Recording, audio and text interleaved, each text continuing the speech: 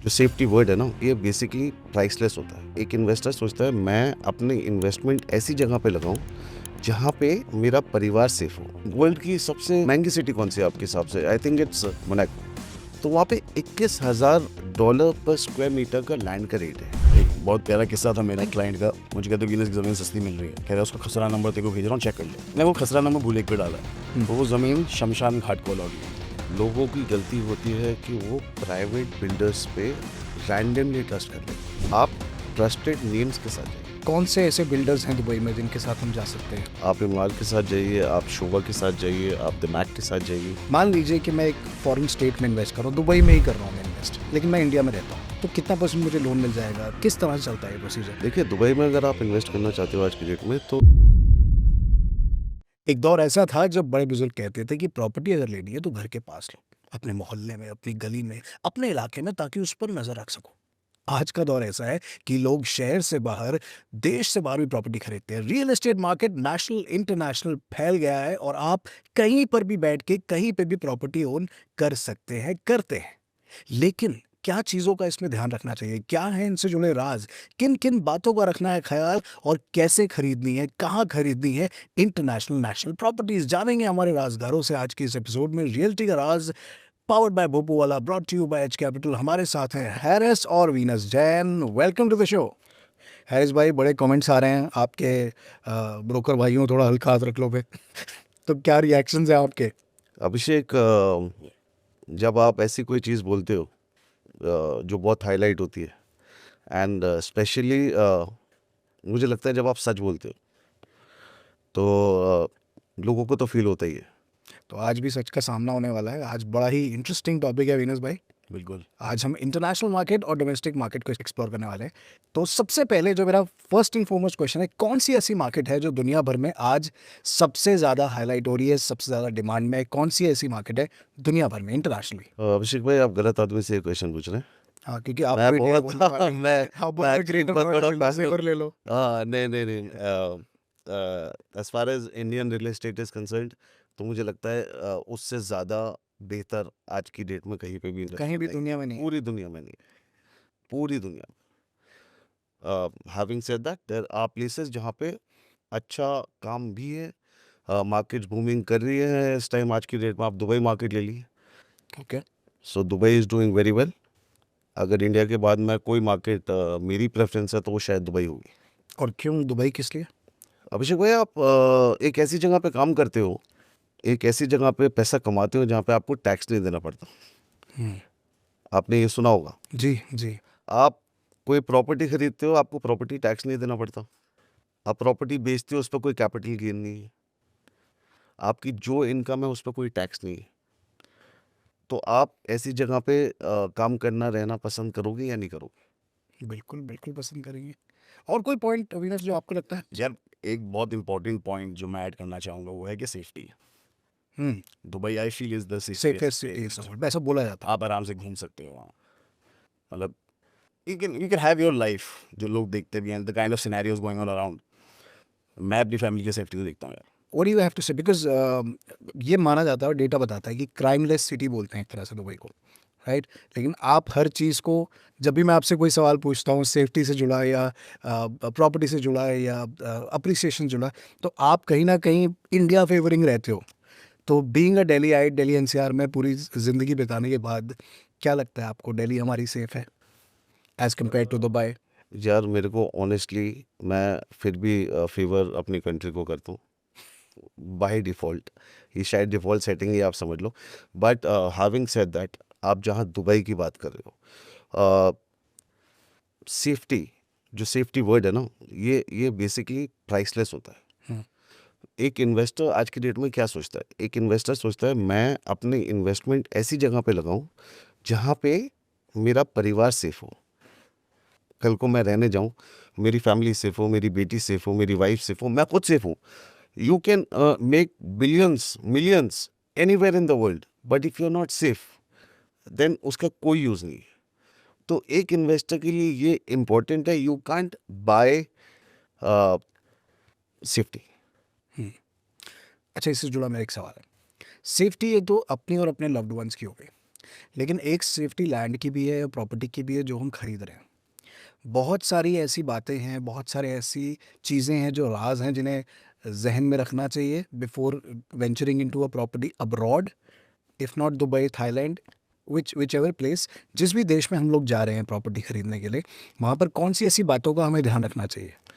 Abhishek, I feel जैसे मैंने आपको पहले भी एपिसोड्स में बताया है कि कुछ बॉडीज़ होती हैं जो रियल इस्टेट को हर कंट्री में गवर्न करती है। जैसे रेरा है, तो रेरा दुबई ही में थी जो वहाँ से आई है हमारे इंडिया में।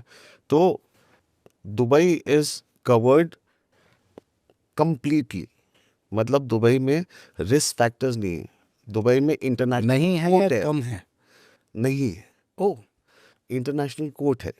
So lot of people have this perception, उनको लगता है कि अरब कंट्री है, पता नहीं कल को हमारी प्रॉपर्टी को ले लेगा, हमारे राइट्स ले लेगा। बट ये बहुत गलत कॉन्सेप्शन है, ये परसेप्शन ही गलत है। एक्चुअली में अगर आप आज मुझसे पूछोगे, जहाँ पे इंटरनेशनल कोर्ट है, जहाँ पे दुनिया भर का रूल्स, रेगुलेशंस, सेफ्टी, इन्वेस्टर की सेफ्टी, इनफैक्ट जो बंदा वहाँ पे रहता है उसके लिए ज़ीरो क्राइम है, ज़ीरो प्रॉब्लम्स है। तो ऐसी जगह पे आपको क्या लगता है कि आप सेफ हो या नहीं हो? so when you compare RERA of Dubai to RERA of India, what is the difference and how is that better or how is this better? See obviously it is, every state has its own RERA. मैं आपको ये भी बता दूँ, India में भी हरियाणा का अलग है, हरियाणा का अलग है, यूपी का अलग है, दिल्ली का अलग है। उसका अलग होता है, यूपी रेरा, PRJ। एग्जैक्टली, हाँ। तो हर जगह का रेरा वॉइस है। ओवर्स करता हूँ ना मैं, ये सब बहुत सारे रियल एस्टेट के वॉइस क्या ओवर्स मैं बात करता हूँ, है, तो अगर आपको वॉइस ओवर चाहिए तो हाँ। तो ऑब्वियसली नॉर्म्स हर जगह पे थोड़े बहुत डिफर करते, depending on the properties, depending on the situation, country, pricing. तो बहुत सारी चीज़ें होती हैं इस टाइप से। But as far as safety is concern, RERA overall is there to make everybody safe. And apart from safety, बहुत सारी ऐसी एक्टिविटीज़ भी वहाँ होती रहती हैं जिसकी वजह से आप उस तरफ आपका ध्यान जाता है। फॉर एग्जांपल, कतर में जो फीफा वर्ल्ड कप हुआ, तो अपने आप में एक बहुत बड़ा इवेंट जो पूरी दुनिया का ध्यान उनकी तरफ खींच लिया जिसने। Abhishek, they are marketing themselves brilliantly. मतलब हम ट्रांजिशन फेज में, टू बी ऑनेस्ट, हमारी जनरेशन जो आ रही है, जो जा चुकी है, ट्रांजिशन फेज है। एंड मुझे लगता है जितना लोगों को शो ऑफ भी करना हो तो वो एक फैक्टर भी आता है। मतलब name the brand, name the celebrity, name anything, they have it. तो यार मैं अगर कोई इन्वेस्ट करना चाह रहा हूँ, फॉर एग्जांपल मैं 2 करोड़ रुपए खर्च करना चाह रहा हूँ और मेरे पास वो है कि मैं चलो ये इंटरनेशनल भी खर्च कर सकता हूँ, तो अगर दुबई में मुझे सेकंड होम मिल रहा है, जो कॉन्सेप्ट आजकल बहुत चल रहा है। इन है, चाहे वो नेशनल हो international, second home, they is a second home. So उस लहजे से अगर उस साल में मुझे 3 बार दुबई जाके रहना है, तो वो वाली जगह दुबई मुझे लगती है। कितना कितना बजट आपको चाहिए दुबई में एक छोटा या बड़ा इन्वेस्टमेंट करने के लिए? कितने से शुरू कर सकते हैं? अभिषेक, आपको हैरानी होगी, आप 1 करोड़ रुपए से दुबई में इन्वेस्टमेंट स्टार्ट कर सकते okay, and this is a हैं। Studio, studio part. Studio part. And the best part is actually Dubai, जब हम दुबई एज एन एक्सपर्ट मैं आपको एक्सप्लेन करना चाहूँगा, तो Dubai is still developing city. अब एज कम्पेयर टू प्लेसेस जो 100 साल बसे हुए हो गए, 150 साल बसे हुए हो गए, वहाँ पे रीसेल चलता है, ओल्ड बिल्डिंग्स हैं, वापस न्यू थिंग्स कम अप। वो एक मार्केट जो होती है वो डेवलप्ड है। फॉर एग्जांपल मैं लंदन की बात करूँ, मैं यूएस की बात करूँ, मैं फॉर इंडिया में बॉम्बे की बात करूँ, दिल्ली की बात करूँ, तो ये बहुत पुरानी बसी हुई जगहें हैं। Dubai is hardly 25 to 30 years old. So what we need to understand, अभी दुबई में उतना पोटेंशियल है, the prices will keep going high, developments will keep happening because Dubai keeps coming up with wonders. हम सब लोगों को मालूम है दुबई में जितनी नई डेवलपमेंट्स आती हैं वो कुछ ना कुछ एक से बढ़कर एक आती है। तो हम लोगों को ये अंडरस्टैंड करना है कि आज की डेट में Dubai will take at least 100 more years, जहाँ पे इतना लुक्रेटिव जो दुबई लगता है एक्यूरेट डी ग्रो करने के लिए भी एग्जैक्टली जो प्रॉब्लम हमको नरीमन पॉइंट में दिखता है बॉम्बे में, यस प्रॉपर्टीज आर स्टेगनेंट, वो डी ग्रो नहीं कर रही लेकिन उससे आगे बढ़ भी नहीं रहा रेट, तो वो वहाँ जाकर रुक गई हैं क्योंकि वो बहुत सालों पुरानी बिल्डिंग्स हैं और वहाँ पर कंस्ट्रक्शन बहुत मुश्किल है दोबारा करना, तो वहाँ पर आकर रुक गई है, किसी बिल्डिंग को गिरा कर दोबारा बनाया यू जाए, गॉट इट राइट अभिषेक तो वो अभी नहीं होगा दुबई में। वो भी नहीं होगा 25 साल पुरानी जगह है मैं दुबई को अलग तरह से देखता हूँ। मतलब just imagine, you just wish what you want, Dubai will make it.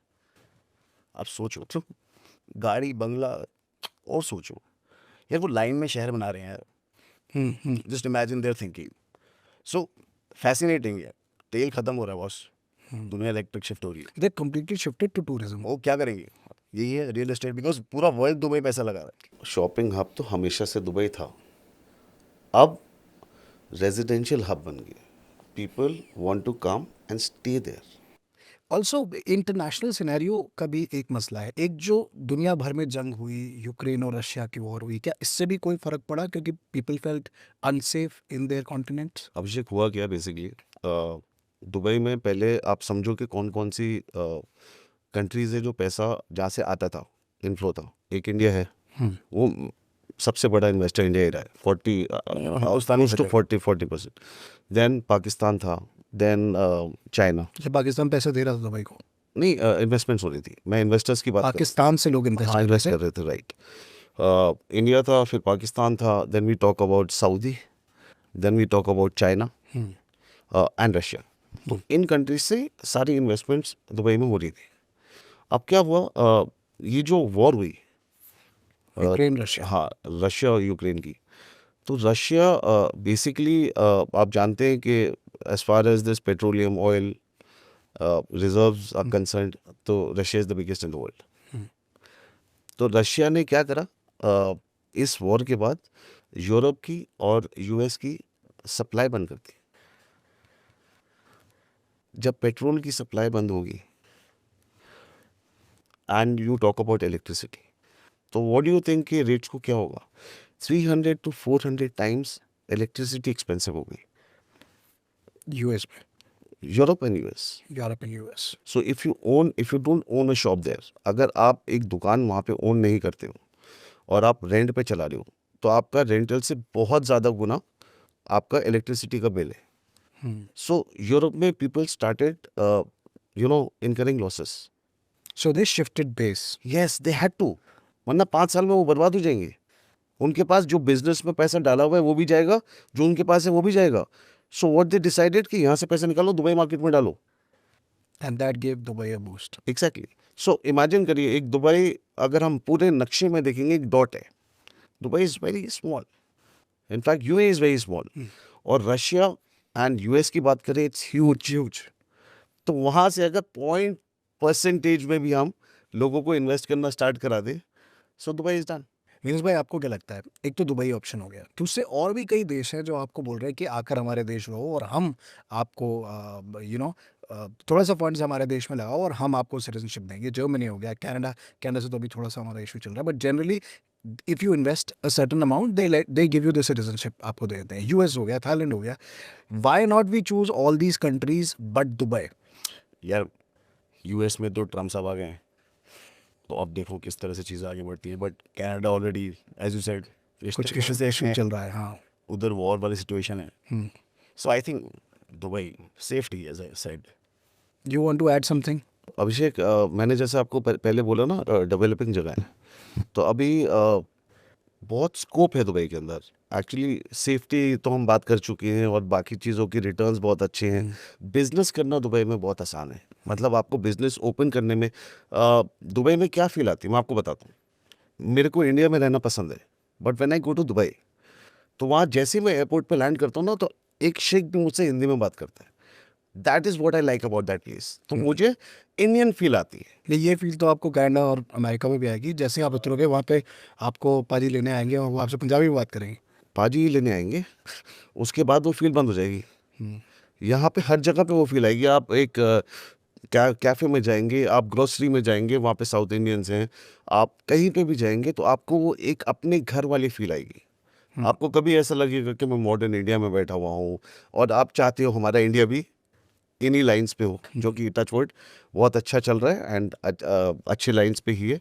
But मुझे ऐसा लगता है कि दुबई की जब मैं बात करता हूँ ना, तो सिंस इट इज़ डेवलपिंग, वहाँ की जो प्राइसिंग है when it comes to real estate, तो जैसे हम बात करते हैं वर्ल्ड की सबसे महंगी सिटी कौन सी है आपके हिसाब से? I think it's Monaco. Monaco. Monaco. Monaco. तो वहाँ पे $21,000 पर स्क्वायर मीटर का लैंड का रेट है। लंदन 16 से $17,000 पर स्क्वायर मीटर का रेट है। दुबई आज भी $6,000 पर स्क्वायर मीटर का रेट है। और दुबई दिखने और रहने में वो सारी फैसिलिटीज It's आपको it's देता the है best. जो एक बड़ी सिटी भी नहीं दे पाती। Correct. So why would you want to go and stay double या ट्रिपल या 4 टाइम्स एक्सपेंसिव जगह पे, जहाँ पे पूरी दुनिया आना दुबई ही चाह रही है एंड ऑफ द डे?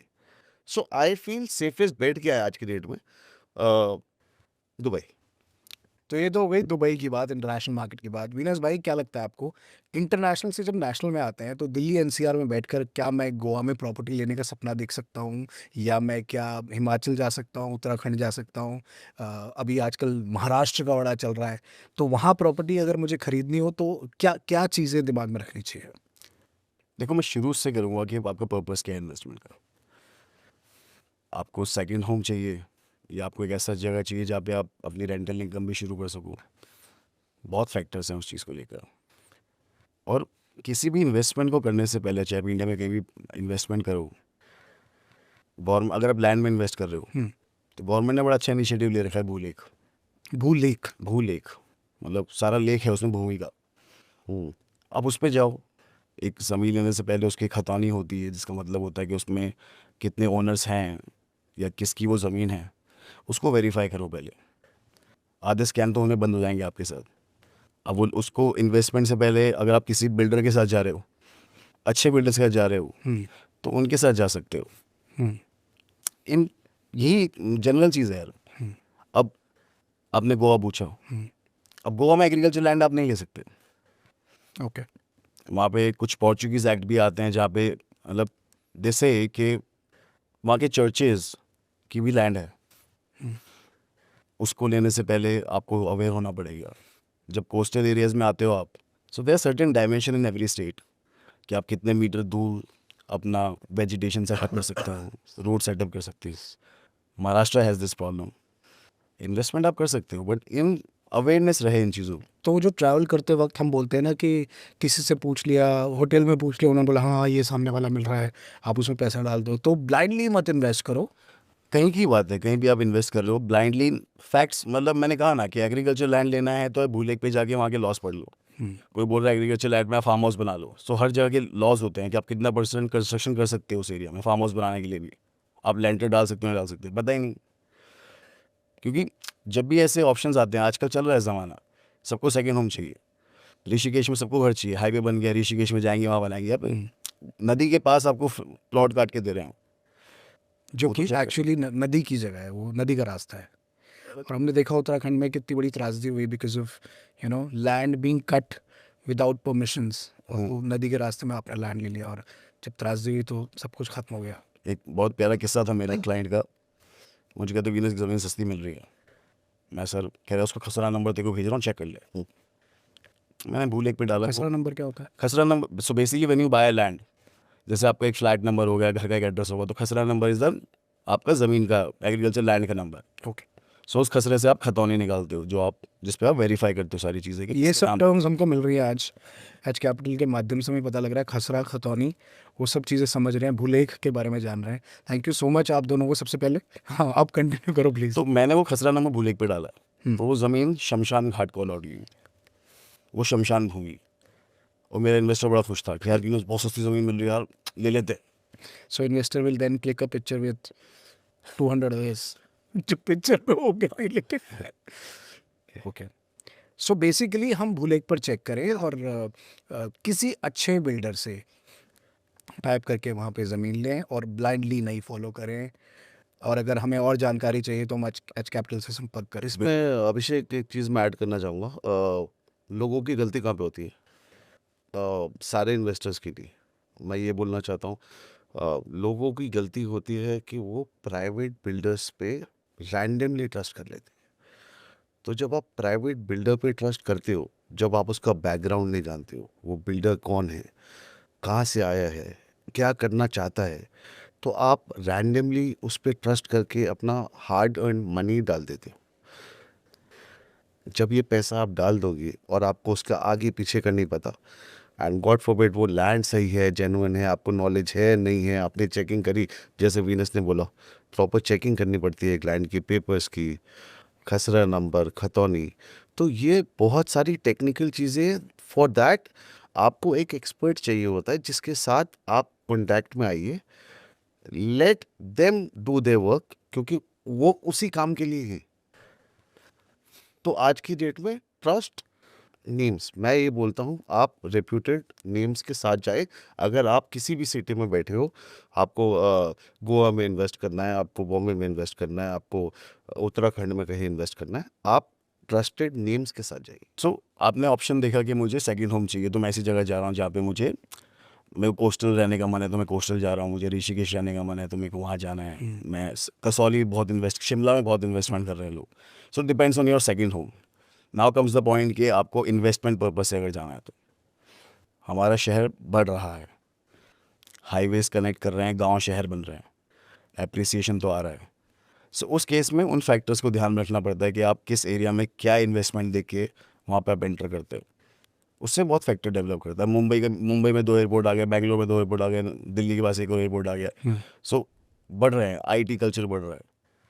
तो ये इन्वेस्टमेंट भी लोग ध्यान देते हैं इंडिया में इन्वेस्ट करने से पहले कि हाँ चलो, हम अगर सेकंड इन्वेस्टमेंट करना है तो जैसा आपने इंट्रोडक्शन में बोला कि पहले ये होता था कि हम अपने मोहल्ले में इन्वेस्ट कर रहे हैं, अब हम बाहर जाने की सोच रहे हैं, तो ये फैक्टर्स भी आते हैं। खरस भाई, ये तो हो गया इन्वेस्टमेंट कहाँ कहाँ कर सकते हैं।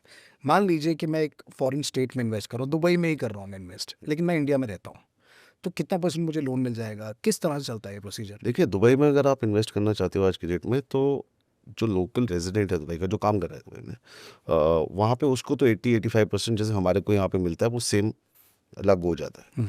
बट अगर आप इंडिया में हो और आप दुबई में इन्वेस्ट करना चाहते हो, तो उसको 50% का फाइनेंस बैंक देता है। 50% बनाया बैंक फाइनेंस करेगा, 50% हमें खुद से लगाना होगा। अच्छा, मोर ओवर, अब दुबई के अंदर जो फ्लेक्सिबल पेमेंट प्लान्स हैं वो ऐसे हैं कि आप फॉर एग्जांपल यहाँ तक भी है कि 50% आप देते हो कंप्लीशन तक प्रॉपर्टी के, एंड 50% आप देते हो अगले 2 साल का टाइम वो दे देते हैं आपको, या 75% आप देते हो कंप्लीशन तक, और उसके बाद आपको और भी 2 साल वो दे देते हैं पेमेंट करने के लिए।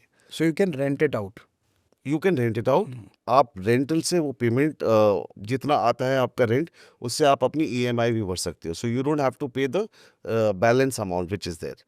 आप बेचना चाहो आज की डेट में, कैपिटल एप्रिसिएशन लेना चाहो, रेंटल पे देना चाहो, अपनी कन्वीनियंस के हिसाब से पेमेंट करना चाहो, आप सब कर सकते हो। So that is the best part. और रेट ऑफ इंटरेस्ट किस तरह का है वहाँ पे? जैसे यहाँ 8% के आसपास रहता आप है, थोड़ा सा शॉक में जाने वाले हो, 3 से 5%। तो काफ़ी कम हो गया है। तो ये शौक नहीं, सरप्राइज है। तो एग्जैक्टली तो दुबई बहुत तरीके से फेवर करता है इन्वेस्टमेंट्स को। और आज के लिए again I would repeat the same thing, क्यों दुबई नंबर 1 ऑप्शन बन जाता है, बिकॉज ऑफ दीज फैक्टर्स। कौन से ऐसे बिल्डर्स हैं दुबई में जिनके साथ हम जा सकते हैं? रियल्टी के राज पर ये राज का खुलासा कीजिए आप। दुबई के अंदर सारे बिल्डर्स अच्छे हैं। अगेन फिर भी अगर मुझे टॉप हाँ, ए लिस्टर्स आप बताना चाहो। हाँ, तो फिर इमार है, आप इमार के साथ जाइए, आप शोभा के साथ जाइए, आप दिमाग के साथ जाइए। So the all these investors are doing pretty good job. And what is the cap value, कितने से शुरू हो जाएगी इन्वेस्टमेंट इन बिल्डर्स के साथ? 1 करोड़ रुपए से इन्वेस्टमेंट स्टार्ट है दुबई में। 1 करोड़ से स्टूडियो स्टार्ट हो जाता है। इन बिल्डर्स के साथ?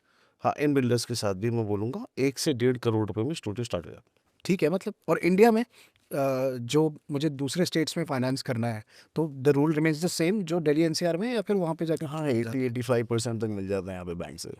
यू हैव टू पे योर 15-20%।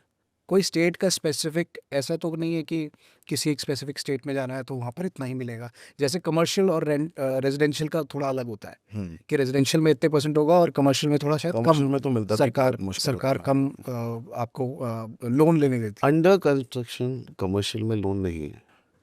तो ये अगेन एक बहुत इंपॉर्टेंट फैक्टर है कि अंडर कंस्ट्रक्शन प्रॉपर्टीज जितनी भी हैं उसमें लोन नहीं मिलता। Once the property is ready तो आपको लोन मिल जाता है। और विनेश, अगर इंडिया में हमको किसी दूसरे स्टेट में जाकर इन्वेस्ट करना है, रियल एस्टेट खरीदना है, तो फाइनेंस की सुविधा होती है, your CIBIL score says it all. मतलब वैसे होम लोन्स आपको 75 to 90% तक मिल जाते हैं, ठीक है। देन आपके पास प्रधानमंत्री आवास योजना है, उसके तहत आपको लोन मिल जाता है। And then loan against property, many people अपनी एग्जिस्टिंग प्रॉपर्टी पे बैंक में गारंटी देके दूसरी जगह तो जिस तरह से हम दिल्ली एनसीआर में लेते हैं उसी तरह से किसी दूसरे स्टेट में भी जाना है तो उसी तरह से हम लोन अवेल कर सकते हैं, right? When it comes to agriculture land, वहाँ पे आ जाता है कि हाँ उसमें कितना कितना % लोन मिलता है, वो एक डिफरेंट पॉइंट है।